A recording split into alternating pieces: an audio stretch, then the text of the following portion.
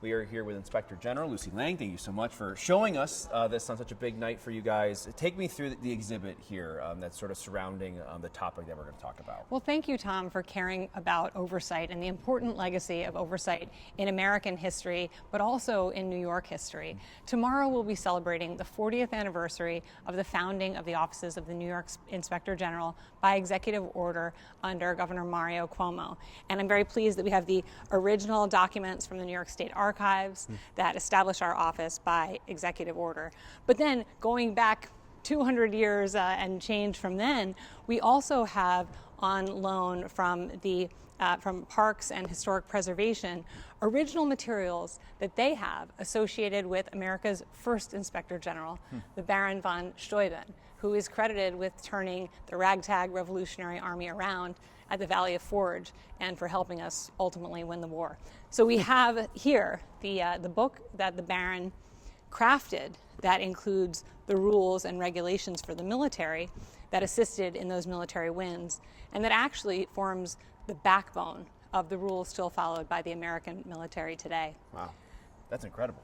Indeed. That's really cool. And Baron von Steuben, although he was a Prussian originally, adopted New York as his home and was granted a parcel of land in Oneida County that went on to become a state park. And people will be familiar with Oneida, or rather with Steuben County or Steuben County itself. Yeah. Oh, okay, yeah. And here we have from the state archives materials related to the acquisition of those lands by the state that are still enjoyed by New Yorkers year-round. Oh, that's really cool. Near the city of Utica and the county of Oneida. Yeah, that's really neat.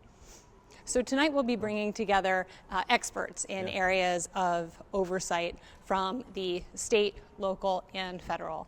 And I'm really thrilled that we'll also have the country's foremost expert on Baron von Steuben himself. Here we have also from the Parks Department one of the very few surviving Revolutionary War uniforms, and this was worn by Baron von Steuben's aide-de-camp, who was his successor as Inspector General. Wow. So what's 1799? Right? I'd have to call in the big dogs to give you the exact historical date, but sometime in the late 1700s. Wow. Indeed.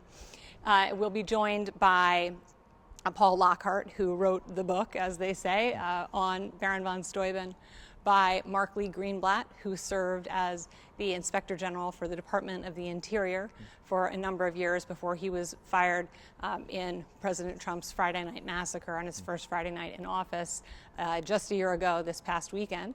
And former IG Greenblatt will talk about the threats to independence that inspectors general are facing across the country. And I'm thrilled that we'll be joined by the longest serving commissioner of the New York City Department of Investigations, which is of course the local IG for New York City. And Rose Gill will be talking about the origins of the IG movement in New York City in the wake of the scandals of Tammany Hall and all the work that has happened at DOI over its 150-year history to help deal with fraud, corruption, and misconduct in New York City government. And so all of that is a backdrop against which the offices of the State Inspector General were founded 40 years ago. The roots are there today. That's right. Yeah. And we're so excited to celebrate it with our staff and to share a bit about the importance of oversight to the fabric of democracy with New Yorkers who may often not know about how hard watchdogs are working behind the scenes to make sure the government works for them.